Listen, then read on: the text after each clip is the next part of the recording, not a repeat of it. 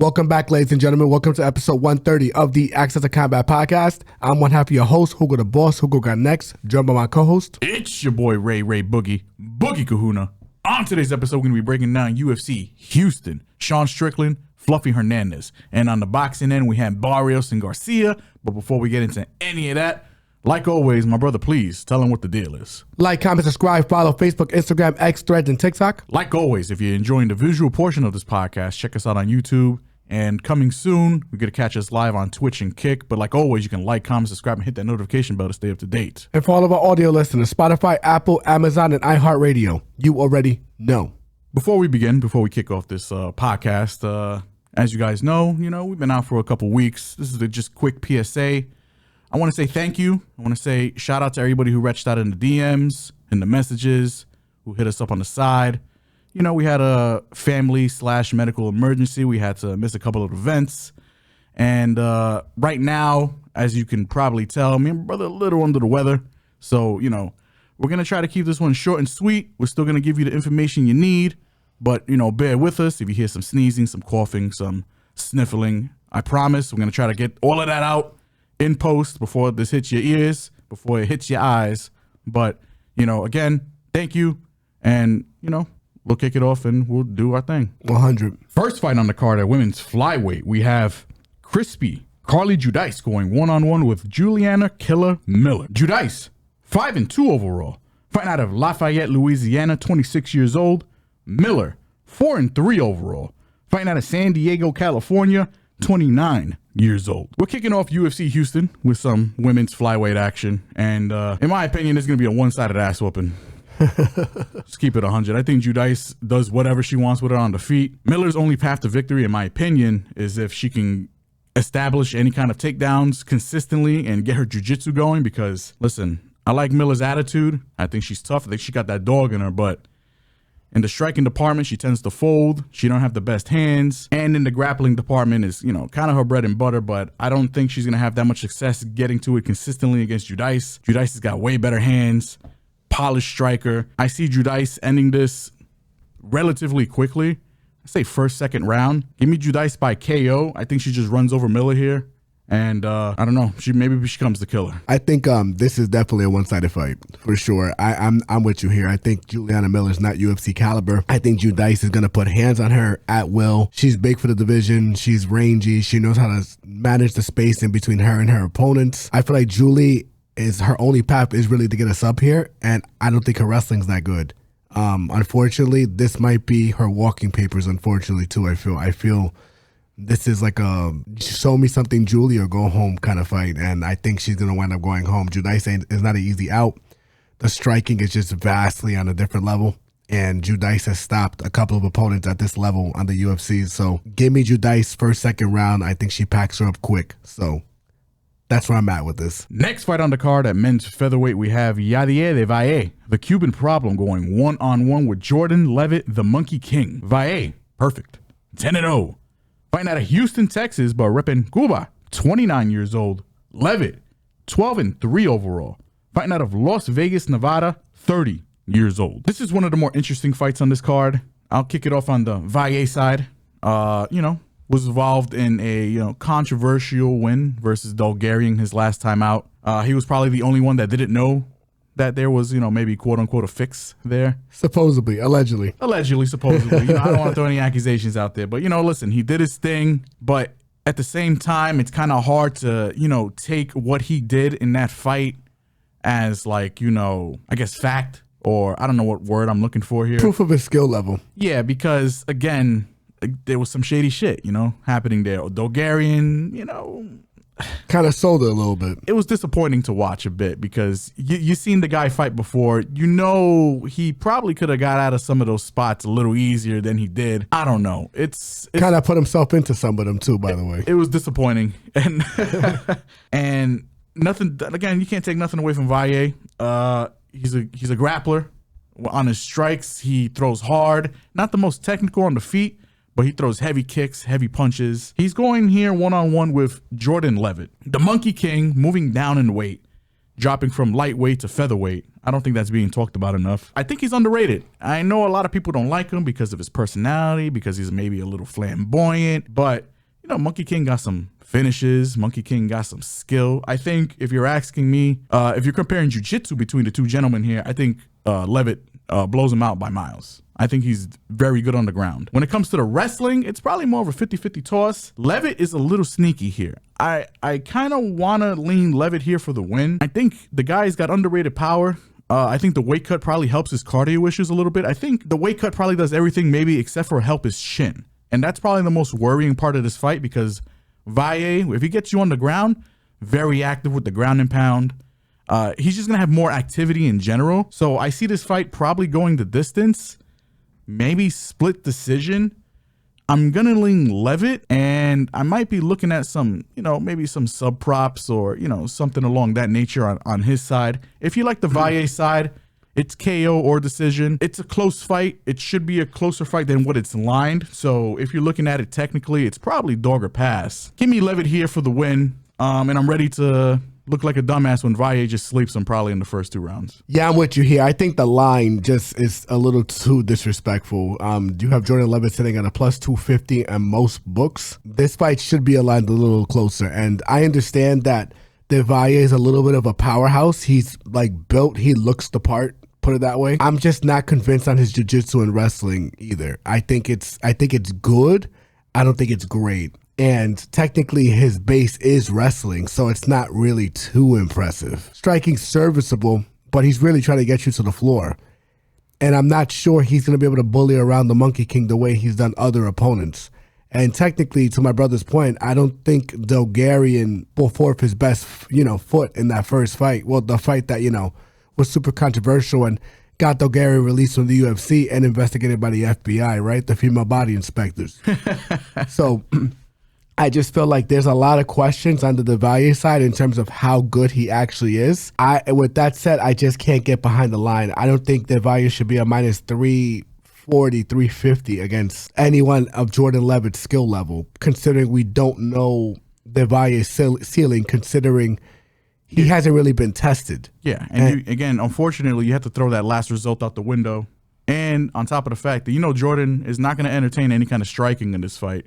He's probably going to go straight into grapple mode. Correct. Now, if he beat Dulgarian cleanly and you could see cleanly that, it was dominant, I could get behind you. But his only other win in the UFC is Conor Matthews, and that dude is ass. Yeah, that was the fade guy. Yeah, he does not belong in the UFC, so... We don't know. I'm going to go the dog here with my brother. And just because I think the line is insane. And considering he's moving down in weight against a guy who's probably going to grapple him, to be frank. So give me Jordan Leavitt here as a possible dog play, and we'll see how we play close to the fight times. Follow us on all social media platforms as usual. Next fight on the card at men's welterweight, we have the debuting Jean-Paul Lebosnoyani going one-on-one with the Fresh Prince, Phil Rowe. Jean-Paul is 9-2 overall, fighting out of Hermosa Beach, California, 27 years old. Rowe, 11-6 overall, fighting out of Orlando, Florida, 35 years old. Not Jean-Paul's original opponent. His original opponent was supposed to be Austin Vanderford. Austin Vanderford ended up pulling out, steps up. Phil Rowe on short notice, and I don't like any of that, if I'm being completely honest. This fight is interesting because I think Jean-Paul is the goods. I think he's very good in the grappling department. This guy has an extensive grappling background, over 300 grappling matches. But when you watch him in MMA, the man doesn't go to it at all. He's straight swinging and banging on these dudes and knocking them out and finishing guys and pause. He's good. The guy is good. And whenever he needs to go to his jiu-jitsu, it's on full display. He's very slick on the ground. Phil Rowe, you guys know how I feel about Phil Rowe. The guy's got all the talent in the world. He's going to have all the physical dimensions here. He's going to be the longer, bigger, more athletic guy, in my opinion. But it's all a mental game with Phil Rowe. And the fact that he's stepping up short notice to fight an opponent that I do think he has the striking advantage against, and I do think he can be comparable on the ground. Phil Rowe doesn't do well with pressure, and Jean-Paul's going to walk him down. He's going to get in there, probably not give Rowe any time to think, any time to adjust. And you know how Rowe likes to, methodically get in there and, work with space and be calculated. Jean-Paul's not going to give him any of that. I think Jean-Paul's going to win this fight. And I think Jean-Paul finishes him probably in second, third round. Ball's on Phil Rowe. And maybe he's, you know, he's got another game plan here coming. And maybe he shows up active and, you know, leads the charge. Because I think if he's locked in, he could win this fight. But I can't trust it. So Jean-Paul's going to be the pick, the side. And I think he gets it done ITD. Yeah, I'm with you here. This is a classic case of I know what one fighter is going to give me and I know what the other one's not. Phil Rowe, to my brother's point, like can grapple, can strike, probably the better boxer here. Sure. He's going against this guy, John Paul, who's just going to put pressure on him and put damage on him. And can grapple if it goes there. I think submission is not like the worst prop here because I could see Phil shooting on him and him, you know, just going to work on Phil, unfortunately. But I don't like Phil without a full camp here. I think this is a lot, to be frank. I think this is just stylistically not the best opponent for him without a full camp. And I think John Paul is going to walk him down and make him feel the pressure and break him, to be frank. So I'm going to lean John Paul here. I'll say second, third round knockout as well. I think Phil can probably last the first round, make it interesting, use his size, get to the clinch, maybe even mix in some wrestling and, you know, cage push. But I think as this fight gets extended, I think John Paul's pressure is going to be a real significant factor in how the outcome of this fight plays out to be. Give me John Paul. I'll say second, third round knockout. And don't be surprised if I get around to playing a sub prop come close to the fight night. Next fight on the card at men's welterweight, we have Ramiz Brahimaj going one-on-one with Punahele Soriano. Brahimaj, 13-5 overall. Fighting out of Dallas, Texas, 33 years old. Soriano, 12-4 overall. Repping the great island of Hawaii, 33 years old. This fight is closely lined, and I think rightfully so. Initially, I was on the Soriano side, you know, because I know Brahimaj, you know, historically, you know, if you look down his fight record, has struggled against, you know, bigger, more physical guys that could probably stuff his takedowns. You know, Soriano, since moving down in weight, 3-fight winning streak. And he's been finishing dudes. He's been on it, right? But, you know, just diving deeper into the tape, looking at Soriano, particularly in his last fight against Veretennikov, my God, that guy is, you know, 40% takedown defense. He wasn't really being taken down there. He was actually being more of the proactive grappler in that particular fight. And anytime he went for the grappling, Veretennikov, who a guy I'm not very high on at all. I think he's dog shit. And was able to jump Gilly and put him in, you know, front leg headlocks numerous times, you know, not to the point where, I mean, he almost had a finish here and there, but the guy's a boxer. The guy don't know what he's doing in the grappling department. He's facing a guy here in Ramiz Brahimaj, who is a very good grappler and a guy who you don't want to fuck around with if you stick your neck out there. He's so good at cinching up that headlock. That's all I see in this fight. I think in the striking department, Soriano's probably, you know, maybe a little cleaner, probably the more powerful guy. But when it comes to the grappling, I think Brahimaj is going to be able to get his grappling going. I think he's going to be able to take Soriano down. And Soriano, not the best decision maker when it comes to the grappling. I can see Brahimaj choking him out. I see Brahimaj by sub here. I think Brahimaj is going to be my pick. He's going to be my lean. And I think submission is kind of where I'm leaning for this particular fight. Giving Brahimaj for the win. Yeah, I'm with you here. And if you look at Soriano's journey into 170, he's beaten a whole bunch of guys that are a little questionable. Miguel Baeza cannot stop a takedown. Veretennikov is ass.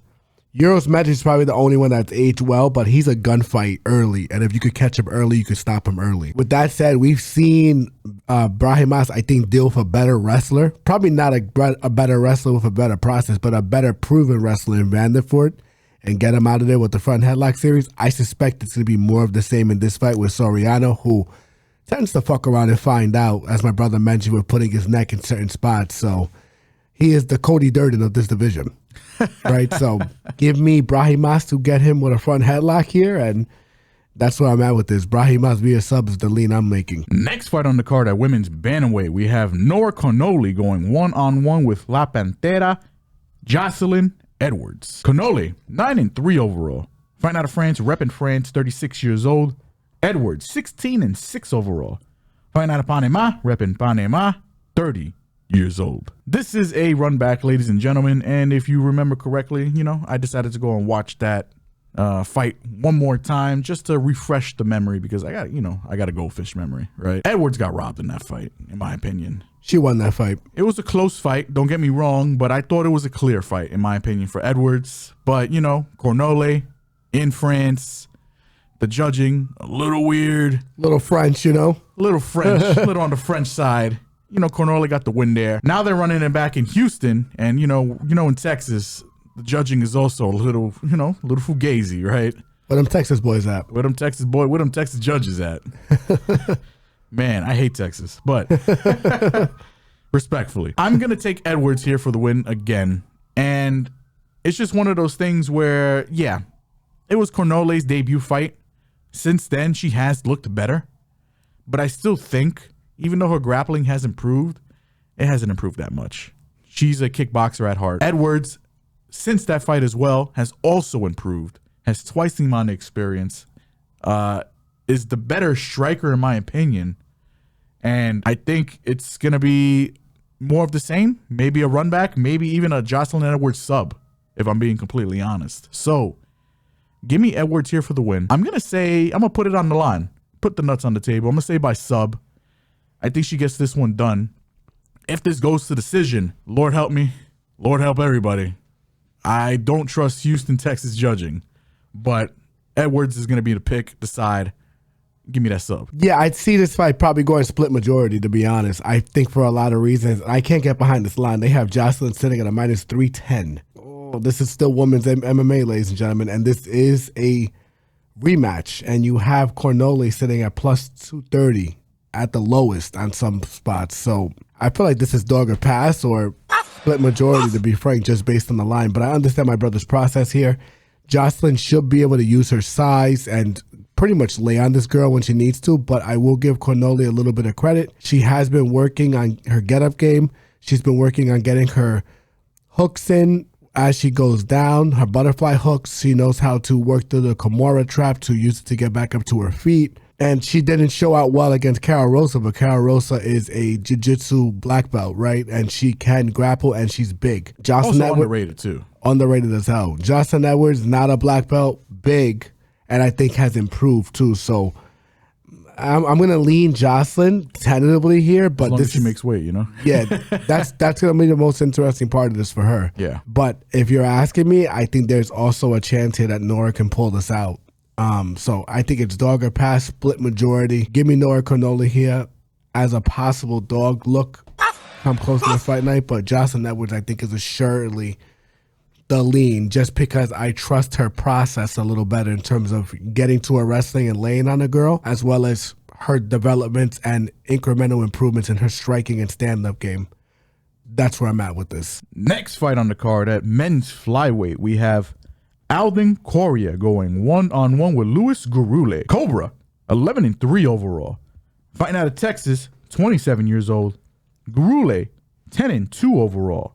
Fighting out of Inglewood, Colorado, 32 years old. Where them Texas boys at? Where them Texas boys at? We are in Houston, so you're going to see a lot of Houston fighters, a lot of Texan fighters. I like Alden here. If you watch his last fight against Costa, it's probably the only fight you really need to watch to get a decent feel on the kid. He trains with the current champion, Joshua Van.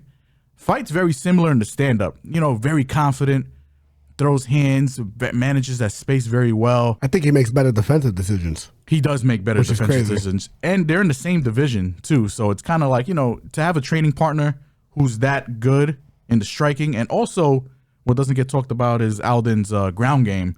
Very solid on the ground.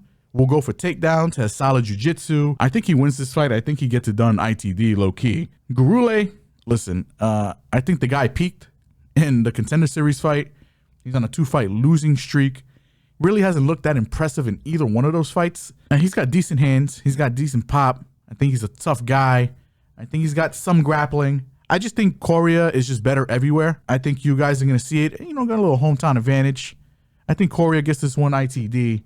And Gurule probably gets cut after this one, unfortunately. I just don't think he's UFC material, in my opinion. Alden for the win, ITD. For an all-state wrestler, Gurule is like not the best wrestler. His striking's a little wide. He hits hard, don't get me wrong, but I think he's also pretty undersized. This is a bad matchup for him, in my opinion. I think Coria makes very good defensive decisions. He exits off his back foot and angles like a boxer would. Like very good placement with his feet, knows where to be, knows where not to be. And then underrated ground game. I think it gets overshadowed by how good his stand-up is and how clean his stand-up is. And I know he did what he did to Alessandro Costa, actually, and Costa got hurt in that fight, So we will preface that, but at the same time, too, I don't think that Luis Gurule is going to do a better job than Alessandro Costa. I think this is a downgrade in competition. I think Costa is underrated in his own game, and I think Gurule is not better than Costa. And they kind of have the same dimensions. They kind of have the same idea on what they want to do. Throw wide, throw wild to get to their wrestling and grappling, but I just think that Alden's going to give him all he can handle with the first-line defense as well as his footwork. And yeah, I'm not saying that this fight's going to be lopsided. I think Gurule is going to fight with some desperation, and I think Gurule is going to have to sell out, especially in the grappling department, to really, win this fight. I just think Alden's just better. It's really that simple. I think he's got him covered everywhere, to be frank. So give me Alden here. I'll say third round decision. I think that's where I'm going with this, but I feel pretty good about him on the money line if you can parlay it somewhere or get some value on it. So give me Alden, third round decision. That's how I'm looking at this. Next fight on the card at men's flyweight, we have the Jamaican sensation Ode Osbourne going one-on-one with Alibi Idiris. Osbourne, 13-9 overall, fighting out of Milwaukee, Wisconsin, 34 years old. Idiris is 10-1 overall, fighting out of Kazakhstan, repping Kazakhstan, 31 years old. This is an interesting fight because on paper, it's Idiris, right? It's Alibi all day. If he goes to the grappling, it's Ode Osbourne's, most known weakness in his game. If he sells out, gets his grappling going, I think he could beat Ode Osbourne. Now, that's on paper. I don't think that's going to happen. I think Alibi, watching his fight footage, disregarding his last fight because he got completely the fuck ran over in that one. That guy is probably top 10 if I'm being completely honest. Alibi, for the most part, he likes to strike. And he likes to strike more than he likes to grapple. And I don't think that's a recipe to beat Ode Osbourne. We're going to see a lot about his IQ and his game planning in this particular fight. I think if this fight stays standing, I think Ode Osbourne is probably going to win this fight. He's the better striker. He's the faster striker. I think he's probably the more powerful striker. I think he's cleaner. He's bigger, too. He's bigger. Now, he's 13-9, but, just watch his last fight against Urseg, where he gave Urseg everything and more. On short notice, by the way. On short notice, Urseg was favored to finish that man, and Ode took him to decision. Ode has improved his grappling defense, and I think Ode's live in this fight. I think I need to see it from Alibi. I don't think he's going to go to the grappling as much as people think he's going to do. I think Ode Osbourne probably wins this fight. I'd say maybe late round finish or decision. I'll probably lean decision. I do worry about if this fight gets extended. Ode, he cuts a lot of weight and can get tired. So maybe Alibi is a little live later on in the fight. But I think Ode gets this one done. I like the dog pick here. Give me Ode for the win. Yeah, I'm with you. I think if you're going to play Alibi, I think you play him decision or sub. I don't think he's going to knock out Ode in this situation. I do think that there is room for Ode to get choked here. And I would say particularly later in the fight. Yeah, Alibi got, kind of dog walked by Joe Morales. But to my brother's point, I think Joe Morales, on his return to the UFC, he's showing that he is a top 10, arguably top 5 talent. That guy is he's gonna do some work in the UFC. He's a steamroller, and it's ain't no shame in losing to that guy. Is the point. Ode just gave Urseg all he could handle. Urseg had to wrestle for his life. He turned Urseg into a wrestler. Urseg is not a wrestler. He's essentially a long-rangey boxer, and who had to go to his wrestling against Ode. I suspect Alibi is going to probably try to shoot here too, but it might be too soon, too late. He shoots a little bit from the outside sometimes too. Doesn't have the greatest entries.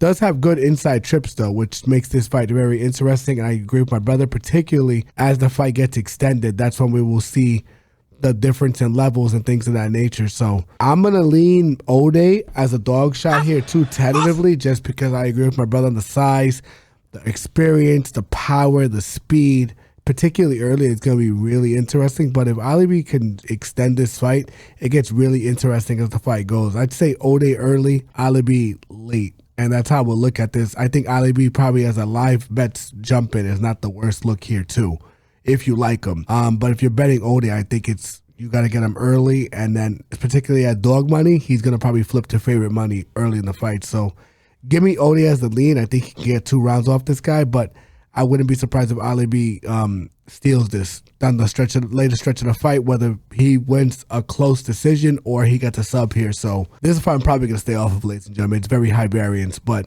give me Ode as the lead. Next fight on the card at men's welterweight, we have Chidi, Bang Bang, and Njokuani going 1-on-1 with Carlos, the Lion, Leal. Njokuani, 25-11 overall. Fighting out of Las Vegas, Nevada, 37 years old. Leal, 22-7 overall. Fighting out of Brazil, hailing from Brazil, 31 years old. Now this fight just screams unders. Screams fight doesn't go. This is going to be a banger. Primarily a striking affair if I had to guess. I'm sure the unders are unplayable. I'm sure fight doesn't go is probably unplayable as well. Now you got to pick a side here, and that's probably the tricky part here, because looking at Carlos Leal's last fight, I had to give this one a little thought because, you know, getting knocked out by, you know, the king of kung fu, it's not, you know, it's not as disrespectful as people think it is, but it was a punch. You know, if it was a kick, it would have been one thing, but it was a punch. And it was kind of between the eyes. It wasn't on the side of his head. It wasn't even directly on the chin. It was right down the pipe. And, like, do you chalk that one up to maybe Leal, you know, just maybe being a little uber aggressive and disrespecting the Kung Fu King? Or maybe, you know, Leal's just, you know, not as good as people think. I'm going to lean that maybe he was maybe a little overconfident in that fight. It does worry me that it was a punch, and it was the first time Leal's been knocked out in his career. Yeah, bad too. It was a flat line for the most part. And he's fighting a guy here in Njokuani who, I mean, my God, the Muay Thai, if you want to learn how to strike, watch Njokuani strike. Long range, uses his kicks very well. He's sharp. I see a knee landing here. I could see a knee. Yeah. In close range, that clinch, he got some elbows, he got some knees. If Leal's going to win this fight, he's got to find that in between. At first, I wanted to pick Njokuani here. I won't lie. I'm a fan of Chidi. And ever since he's moved down, you know, with the exception of his last fight, he's been pretty much on a roll here in 170. But I think Leal is probably the better fighter here. It's a close fight. I don't think it goes the distance either way.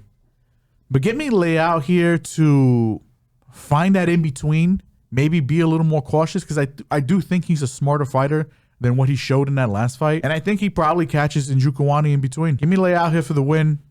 I'm not saying that with the most uber amount of confidence, and I might flip. I'm just going to be completely honest with you, but give me Leal here for the win. This is one of those fights where you do flip. Like, there's a good chance. And the line's almost flipping.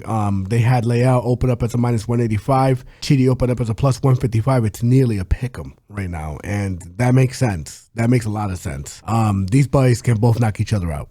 There's just no doubt about it. And honestly, if Chidi lands with his big fist, particularly since he's a 185er that's moving down, or a knee, and catches him on the way in, I could see him going out the same way, because Leal fights one way and he doesn't really go to his wrestling and grappling as much as you like him to either. So I love the unders here. I think this fight's going to be as violent as it can be till it's not, until someone's not moving or both are not moving. Give me, I think this is dog or pass. I'm going to lean Chidi, man. But, man, this is, once again, to my brother's point, don't be surprised if later in the week I'm like, yeah, Leal. I'm on Leal. So I just think that this is dog or pass, or you play violence in any way, shape, or form that you can. You know, so wherever you can find it at value, you play it. But, yeah, give me Chidi, but not with a high degree of confidence. Next fight on the card at men's middleweight, we have the Savage, Zach Reese, going one-on-one with Michel Pereira. Reese, 10-2 overall. Fighting out of Shiner, Texas, where them Texas boys at, 31 years old. Pereira, 31-14 overall. Fighting out of Brazil, hailing from Brazil, 32 years old. Another fight, in my opinion, that just screams unders, screams fight doesn't go, and, you know, probably unplayable from both those aspects. So now you got to come here and pick a side. And, man, if this was maybe a couple of years early, I probably would have been leaning Pereira, and Pereira heavy. But this is not normal Pereira. This is the ghost of Pereira. Fluffy took his soul, ladies and gentlemen. This is the soulless Pereira, the moving corpse of Pereira, who hasn't looked good since that Fluffy fight. Fighting a guy who's technically a step down in Zach Reese, but fighting a guy in Zach Reese who the guy walks forward, the guy throws punches and bunches. Not the best technically in striking, but I think he's better on the ground. Will sell out for the ground game a little bit, maybe to a detriment. Big for the weight class, too. Very big for the weight class. I think this is going to be Zach Reese. I don't feel uber confident in that because, again, I still think Pereira's got a little in him. And this is not a dramatic step down, but this is a guy that he can catch. This is a guy 100%. He can catch 100%. But, hey, Zach Reese might be catching Pereira in the right time, too. I mean, because he just got flatlined by Dawkins. I know a lot of people aren't very high on Dawkins. He just hasn't looked good since Fluffy. So give me Zach Reese here for the win. I'll say ITD. I'm still kind of 50-50 on the finish, but I do think a finish comes here. Zach Reese for the win. Yeah, this is a fight that I like unders. It's hard to pick a side for a lot of reasons. Once again, another high variance fight where I'm kind of just like, I could be on one side early in the week and then the other side another, later in the week. So I'm going to lean Pereira just because I'm going to trust that Zach Reese, to my earlier knowledge on watching him, is a little bit of a fraud. Not the best durability, was getting worked in his last fight before, he got kicked in the groin and then used the time to kind of recover and then take advantage of the situation. I thought McVeigh was going to get him out of there, to be frank, with the clinch work. I suspect Michel Pereira can keep him on the outside, hit him to the body with that teep that he likes to throw, leap in, catch him with a good shot. Zach Reese, not the best striking defense. I feel like this is tailor-made for someone to get served either way, and I think someone will get served. I don't expect this fight to go. Violence is the way. Violence is always the way. Give me Michel Pereira for the lean, but man, not with a high degree of confidence. I totally understand the dog shots on Zach Reese here. But I think violence is the only way to look at this fight. Next fight on the card at men's heavyweight, we have the polar bear, Sergey Spivak, going one-on-one with walking trouble himself, Ante Delija. Spivak, 17-6 overall. Fighting out of Moldova, repping Moldova, 31 years old. Delija, 26-7 overall. Fighting out of Croatia, repping Croatia, 35 years old. This is a fight where I'm going to be leaning Ante Delija, and I'm going to be leaning Ante Delija for just a couple of reasons. Spivak, he's a good hammer. I don't think he's a good nail. Spivak technically likes to, push his opponents around, try to get multiple takedowns, and, kind of work either a sub or some ground and pound to get a win. Kind of a bully, right?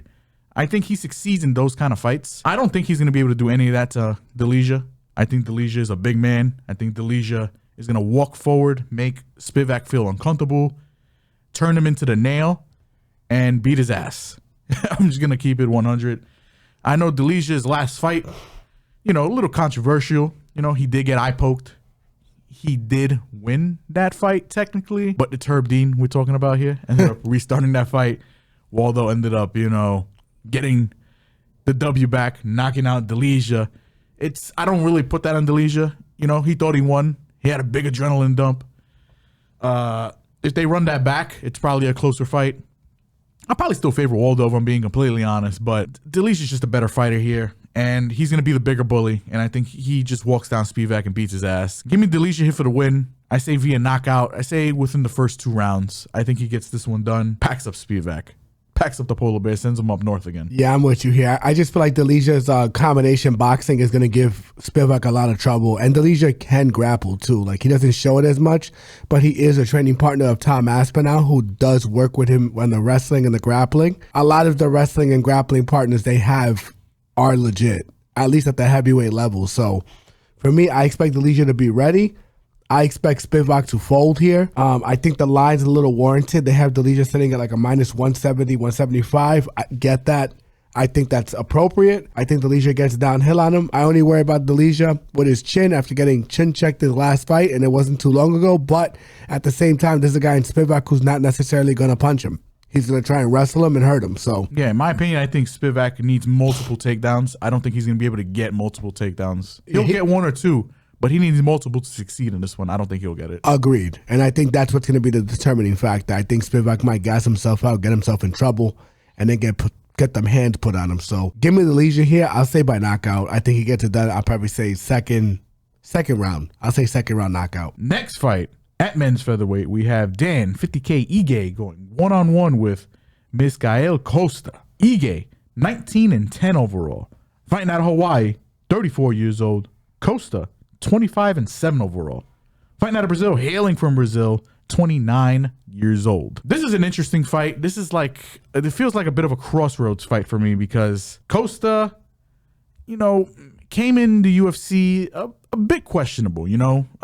Maybe the decision making was a little, you know, lackadaisical, but the guy's got all the talent in the world, in my opinion. He hits hard, he throws kicks very well, and he's pretty good on the ground. His jiu-jitsu is very solid. The guy's big for the division. He's got everything you kind of need and, you know, to really succeed and, you know, make progress and move forward in this division. But he's going against a guy here in Ige, you know, a proven guy, a little short for the division, but they call him 50K because, you know, his hands, they don't discriminate. They will, you know, find any chin. And it's kind of the way Ige fights for the most part. Also got solid jiu-jitsu. He's never been finished. He's never been KO'd. But that being said, I'm going to be leaning Costa here for the win. I think Costa is kind of finding Ige here, you know, in a right time. Right. I just think he hits harder. I think he's going to be able to utilize his jiu-jitsu to get Ige's back. Ige tends to, you know, even though he's never been submitted, tends to give up his back a lot in a lot of fights. Costa is very heavy, very controlling. The only thing I have to worry about Costa here is if he hasn't, like, you know, if he's not ready for the spotlight or if he's not, you know, fully ready to take that step up. I think he is.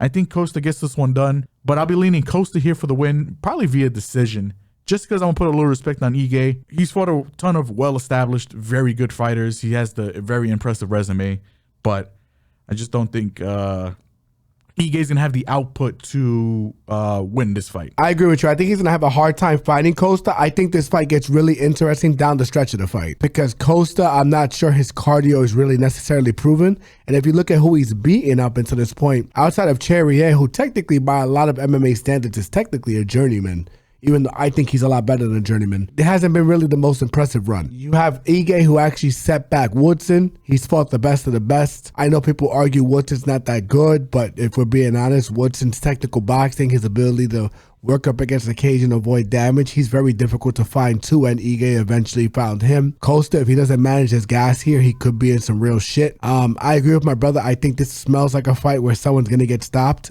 And it might be Ige for the first time in his career, so I don't think the knockout sub props are necessarily the worst. But this is also a spot where I feel like, particularly late, this fight can get really interesting if Ige's hanging around and Costa's kind of blown his low pause on trying to put damage on Ige. So this is a very high variance card, ladies and gentlemen. This is one that scares the shit out of me a little bit because there's a lot of well-matched fights and there's a lot of fights on this card that can go either way. It can be 50-60, 50-50, 60-40, 70-30 type results if they fought 10 times. So just keep that in mind. And I'm going to roll the dice here with Costa because I think he is the goods. I think he does crack. I think his length and size are going to give Ige some trouble. And he's not bad off his back.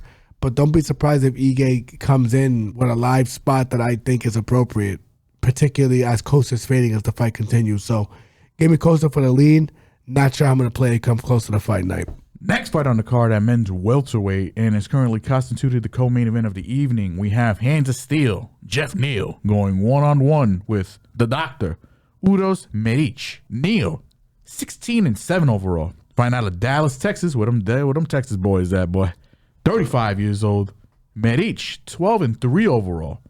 Find out of Alaska, but repping Serbia, 32 years old. Now, this is a fight where it's going to be, you know, striker versus striker. You know, we already know what Jeff Neal, what he does, what he brings to the table. A proven guy. He's fought the who's who. Medic, on the other hand, very explosive, dynamic striker in his own right. Has been mixing in the grappling lately on a 2-fight winning streak. I think it's going to be an entertaining fight, but this is a fight where I think Jeff Neal is going to sleep Medic. I think he is. Listen, I know Neal, people like to talk about like this guy was like a fight away from the chip. You know, he's had a lot of unfortunate stuff happen to him. I think he had like sepsis. He's had congenital heart failure. The guy recently on a podcast is also brought up his, sobriety issues. He's got, issues with alcohol and stuff like that as well. But skill for skill, pound for pound, Jeff Neal, the man's a professional. He shows up. He fights. He's got hands. I think Udos Medic, who I think is good in his own right, even in the fights that he's won, has been rocked several times by guys he probably shouldn't be getting rocked by, particularly like Urbina. But it's just one of those things where it's a step of a Medic. I think it's a huge step of a Medic, and maybe a little disrespectful on Neal. I know he lost his last fight, but I mean, this is Jeff Neal. I got to see it again. I really need to see it to really try to fade the man. I'm not going to fade Jeff Neal here. Give me Neal for the win. I think he gets this done via knockout. Ain't no way Medic is going. It's the hands of steel, goddammit. Yeah, no, I'm with you here. I think Jeff is the more technical pocket boxer. My only worry about Jeff in this fight is that he's a little low volume, particularly early in fights. And I feel like he can kind of let the fight go to a certain place before he starts activating attack mode and shit like that. Yeah, he'll let it get away from him a bit. Yeah, you're right. But Medic is a guy that's there to be hit, and I think the counterboxing, just like Shavkat Rakhmonov, he was able to clip Shavkat multiple times and rock Shavkat multiple times. I feel like it's gonna be there for him to land. This is a guy I thought beat Ian Gary. He won against RDA controversially, and yeah, I mean he got caught by Carlos Prates, who I thought he won the first round, and then he got caught the second, right? So, or rather, was at the beginning of the first round that he got caught? Let me double check just to let you know. Yeah, he got caught at the end of the first round, in a round that I thought he was controlling at least relatively decently. So, Medic's kicking game gives me a little concern here. This is a fight I think unders are appropriate because there is a chance Jeff gets caught here, but I'm going to lean the more technical guy here. I think Medic does throw down the pipe, but Medic does have a lot of defensive flaws that leave him open to a guy like Jeff Neal to clap him. So give me Jeff Neal, I'll say by knockout here, but I love the unders. I love fight doesn't go, and don't be surprised if Medic clips him too. I would not be surprised by any of that. So, but I think Jeff Neal's the more proven guy. I think there's a big step up for Medic, huge step down for Jeff. I don't think Jeff's done yet, even though he is of a certain age. I will say, though, I am worried about him a little bit in this fight. I am. I do worry. And that's why I think the unders and the violence are probably the preferred play. Next fight on the card, and it's currently constituted the main event of the evening. At middleweight, we have Sean Strickland going one-on-one with Anthony Fluffy Hernandez. Strickland, 29-7 overall. Fighting out of Las Vegas, Nevada, 34 years old. Fluffy, 15-2 overall. Fighting out of California, but repping Mexico, 32 years old. I'm gonna kick this off by, giving Sean Strickland some props. He is a former champion. He is very durable as hell. He will walk forward. He throws punches and bunches. He's only been knocked out once at 185, and that was by Poatan. Besides that, I mean, the guy's made his style work to the point where he won a chip. You have to put a little respect on Sean Strickland's name here. That being said, Fluffy Hernandez is going to rinse this man, in my opinion. He is going to drown this man in grappling and in pressure in particular. Now, I'm not saying Sean Strickland doesn't have a path to victory here, because he does. He's got to walk forward. He can't let Fluffy dictate the pace. Fluffy dictates this pace, it's going to be a long night for Strickland. If Strickland goes to the body enough, which he does with the front teep and some of the hooks that he gets in there, Hernandez has shown a propensity to be a little soft in the mid area. Just throwing it out there. That being said, Sean Strickland really hasn't faced the guy who can grapple with this much pressure and this much intensity and volume. Yeah. Probably ever. Yeah. Hernandez is a grown ass version of Merab. In some senses, right? He doesn't care about position. He just wants to get on your ass, wear you out. You're gonna get up, he doesn't care. He don't care about giving up position because he's gonna put you back down there anyway. He's gonna make you work. Fluffy, I think, wins this fight probably via sub. I'd say probably in the 4th or 5th round. Probably later half of the fight. I'll give Strickland some credit. He has some solid takedown defense. Fluffy's not going to want to engage this man in the striking. Strickland doesn't have exactly fight-ending power either. He's more of a, beat you by attrition kind of fighter. Hernandez, I just think, is going to walk him down, push the pace, make him work. And I don't want to say break Sean, but it's going to look you'll see a changing of the momentum and the tide, probably, you know, halfway into the fight, to the point where I think Fluffy could set up a sub and get a win. Give me Hernandez here for the win.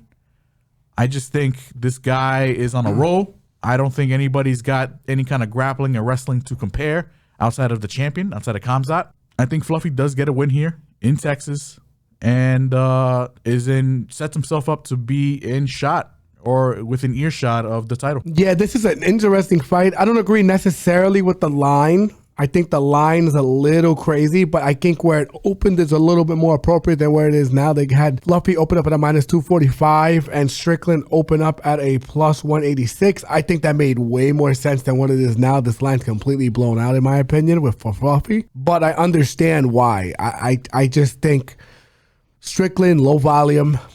A guy who's going to walk forward will be low volume even if he is walking forward. A guy, yes, he has cardio and good striking defense, but the thing is, and even good takedown defense, but this is a guy who did lose to Kamaru Usman a weight class down. This is a guy who hasn't faced a legit wrestler in this division. And if anyone who's done training can tell you, there is a big difference between striking cardio and wrestling and muscle endurance. I'm not saying Strickland doesn't have those capabilities. What I will say is that Strickland can get himself in trouble with some of the striking that Fluffy may present just because of the threat of the takedown. And I expect Fluffy to cage push and work him to the floor a couple of times in this fight all the way to victory. I understand Strickland has good cardio. I still can't get behind the line too much. I think the line's a little too crazy. But I don't think I'm going to be able to get there with Strickland either, just because I understand what Fluffy presents. He is a guy that is going to essentially take away the will from you. I'm not as confident as my brother with the sub. I think Fluffy probably gets this done via decision because I think Strickland can last. But I do think that Strickland's going to have a very hard time keeping this motherfucker off of him. I really do. And the thing is, too, Strickland with that side stance with the Philly shell, it will help him with getting the hands down to stop takedowns, which is why I think the fight's a little interesting.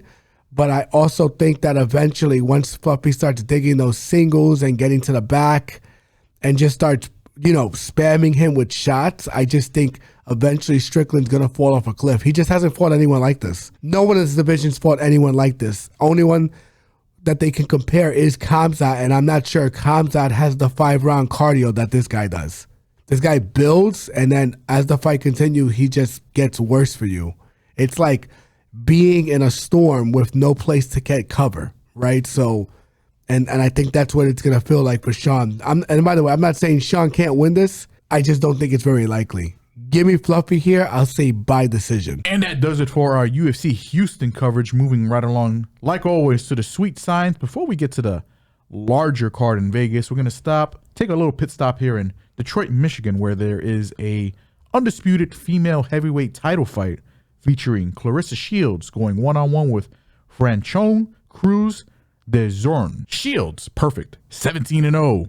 Fighting out of Flint, Michigan, 30 years old. Dezurn, 10-2 overall. Fighting out of Baltimore, Maryland, 38 years old. Yeah, this is an easy Claressa Shields win here. The question more or less is how is it going to get done? I'm going to say via decision for a couple of reasons. I think Dezurn is extremely durable and big. This fight is at heavyweight. Claressa not the biggest puncher, even though she's going to be landing a lot of cleaner shit here. And the other thing that concerns me about Claressa even attempting to stop this fight is the fact that her and Dezurn are pretty close friends, man. And I know they're talking shit in the build-up, but I think that's more for show than it is for actually, for actual competition. I'm sure they're competitive girls. I'm not trying to take anything away from them, but I just feel like this is just setting up to be just a Claressa Shields decision where she's going to land the cleaner shit. It's going to look I feel a lot like the first fight that they had where Dezurn's going to crash the space and try to get physical.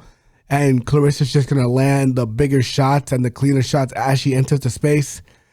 Give me Claressa Shields here by decision. I think it's pretty obvious that that's going to be the play. I think if she stops, I'd be very surprised for all the reasons I just listed. But that's why I'm leaning the decision as the more confident lean. Moving right along from Michigan to Las Vegas, we have a Ring Magazine card co-promoted by Golden Boy Promotions, headlined by Garcia and Barrios. A couple of bangers here, and we're going to be kicking it off with a non-title fight, but an interesting fight. We got Frank Martin going one-on-one with Yadier Albright. The Ghost, Martin, 19-1 overall, fighting out of Indianapolis, Indiana, 31 years old. Albright, 17-2 overall, fighting out of Sicklerville, New Jersey, 30 years old. Yeah, just to jump straight into this, I think this is dog or pass all day, every day, twice on Sunday.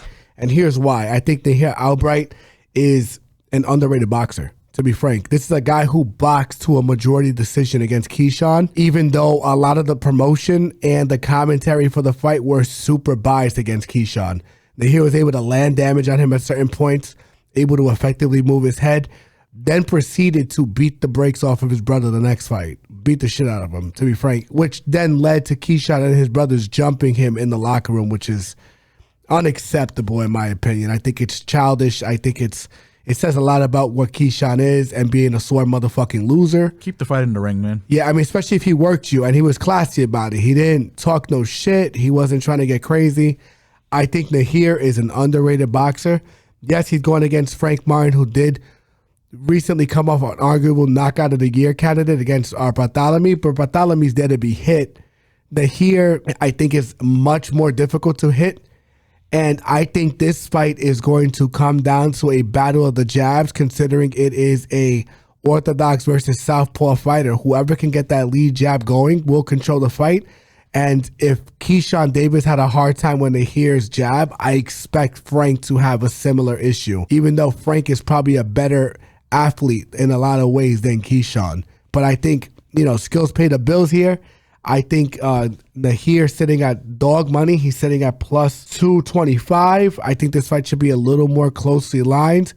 Not sure if I'll get there with a play, but don't be surprised if I do. Give me Yadier outright to get the upset decision here against Frank Martin, who, for a couple of reasons, will probably have a hard time closing the space, and is a guy this is probably the biggest step up in competition since Tank, and Tank flatlined him. So give me Yadier to win this fight. I'll say via decision. Next fight on the card for the WBA World Super Lightweight title, we have Gary Antoine Russell, the last Gary Antoine Russell. I don't know where the last fits in the nickname, but going one-on-one with the Blade, Andy Hiraoka. Russell, 18-1 overall, fighting out of Capitol Heights, Maryland, 29 years old. Hiraoka, perfect, 24-0. Fighting out of Japan, repping Japan, 29 years old. I think Gary Antoine Russell's name is the last because he is the last of the Gary Antoine brothers. The Gary Russell brothers, they all have different middle names, and they're all named Gary Russell, which is hilarious. But, so he's the youngest, which is why he calls himself the last. I think that's what it is. That makes sense. But with that said, I think this is another dog or pass spot. I think Gary Antoine Russell gets downhill, hits very hard, knows how to get his shots off. But this is a guy in Andy Hiraoka who I think has a very, very surprisingly fast and powerful lead right hook. Because of the styles, this is probably the most assured banger on this card. And I think when you have two boys hitting each other and they both have equal power, and one I think has a little sneaky of a right hook, I think that Hiraoka is a live dog here. He's sitting at plus 250. I think this fight's going to be, it could be close, don't get me wrong. I'm not trying to disrespect the Gary Russell brothers or any of them and this and that, but I got to keep it real. I just don't think the line makes sense with how close the fight can be, and particularly the danger that Gary Russell could be in if Hiraoka can land his right hook. And the other thing that makes this fight very interesting, I think both of their left hands are going to be almost a guaranteed thing to land.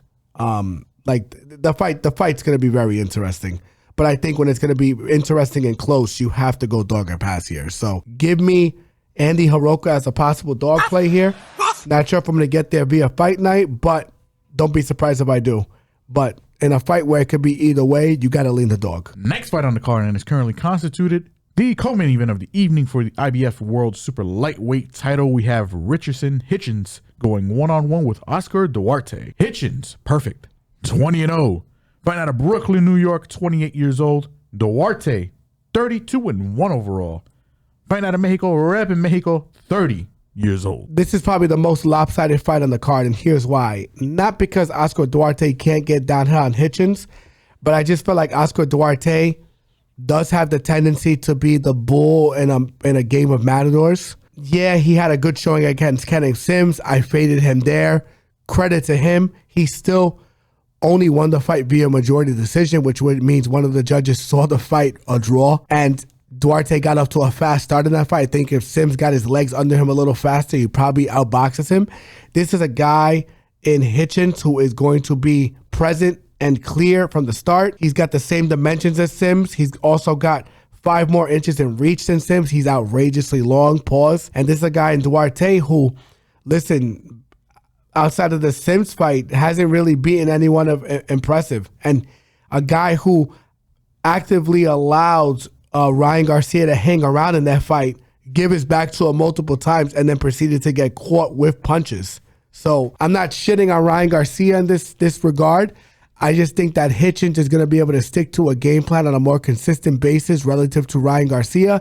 Obviously, Ryan has the power edge and the danger edge, which is why I don't want to take anything away from what Duarte endured in that fight and this and that. But if you look at that fight was ugly as hell. He hasn't really had a convincing win outside of his last performance. And I think Hitchens does what Sims does on a more consistent basis and better. So I'm going to lean Hitchens here. I think Hitchens boxes his way to a decision. I think Duarte's all-time tough has only been stopped by Ryan Garcia, and that was, he's a big puncher. So give me Hitchens here to get the decision. I will be looking at the late round knockout props, particularly because Hitchens did stop Kambosos, to his credit, late in the fight, but Kambosos also might be shot at this point. He's another one that's just been a little overplayed and actually outboxed Liam Paro, which is impressive. So I think in a game of chess, I think this is a guy who's going to get off his offense when he wants to, but he's not necessarily the biggest puncher at an elite level. So Hitchens' decision is the play, and I think it could look a little lopsided. Last but not least, the last fight for the WBC World Welterweight title, and is currently constituted the main event of the evening. We have Mario Barrios going one-on-one with King Ryan Garcia. El Azteca is 29-2-2 overall. Fighting out of San Antonio, Texas, 30 years old. King Ryan is 24-2 overall. Fighting out of Los Angeles, California, 27 years old. Yeah, this is a fight where I feel Turkey and the Ring are actively trying to get a belt on Ryan Garcia as fast as possible. They're putting him against a flawed champion in Barrios, who has questionable hiccups, could make a strong argument he lost the Manny Pacquiao fight against a 46, 47-year-old guy. Not taking anything away from Manny Pacquiao, he is not the same terror he was 10 plus years ago, but Barrios somehow made that fight competitive. This is a fight where both of these guys are flawed defensively. They both get fucking hit. They both get clipped. I think the unders are something to look at here, particularly if it's like an 11.5, 10th round prop. I also think knockdowns are something that's very viable for this contest because I can see both gentlemen getting dropped in this fight. Ryan Garcia is the younger, more athletic guy here.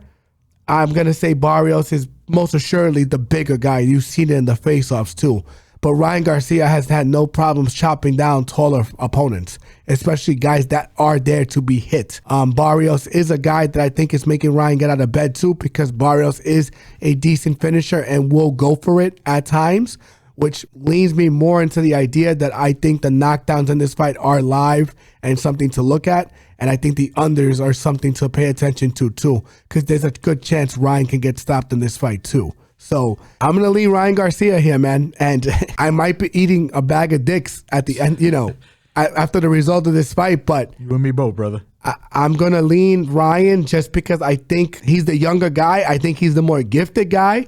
I think he's very good at going to the body. I think the hand speed is going to give Barrios a lot of trouble. And even though Barrios can get downhill on him, Barrios has been susceptible to getting dropped and hurt. I would say Ryan early, Barrios late. And I think that's the best way to look at this. But I expect Ryan to really dig to the body and this and that. And, once again, this is another fight, like I said, that I think closer to fight time, I think I can fucking completely switch picks. Like, I don't know, which is why I think the safest play is the violence plays for this fight. And that's my honest assessment of this. But give me Ryan Garcia here. Actually, you know what? Fuck it. We're going to revert back to this. I think it's dog or pass. Just seen the line. Barrios is sitting at plus 200. And I think that's how close this fight can be. So the guy with more experience, the guy who's bigger, give me Barrios for the lean here just because it's dog or pass. But I think the best way to play this fights are knockdowns and unders. And I think that's where we're going to end this. And that does it for our boxing coverage. That does it for our MMA podcast. That does it for our boxing podcast. That does it for our combat podcast. Sorry we sound a little under the weather. Apologies again. But we got here. We made it. We're putting it out here for you. My brother, like always, please, finally, take us home. Like, comment, subscribe, follow Facebook, Instagram, X, Threads, and TikTok. If you enjoy the visual portion of this podcast, like always, you can catch us on YouTube for the main cast. And coming soon, you can catch us live on Twitch and Kick. But like always, like, comment, subscribe, and hit that notification bell to stay up to date. And for all of our audio listeners, Spotify, Apple, Amazon, and iHeartRadio, you already know. Love you guys. Holla at you guys. See you for next week's episode 131.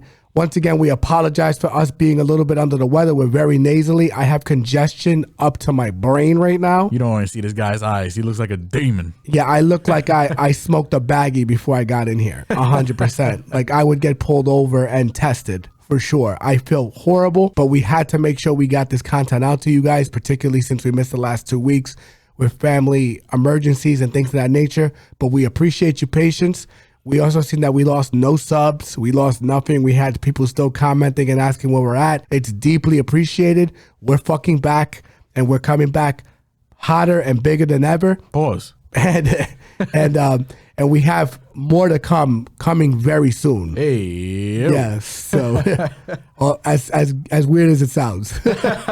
So love you guys. Holla at you guys. See you for next week's episode. Love, peace, no war. Enjoy the fights this weekend. Later. 1.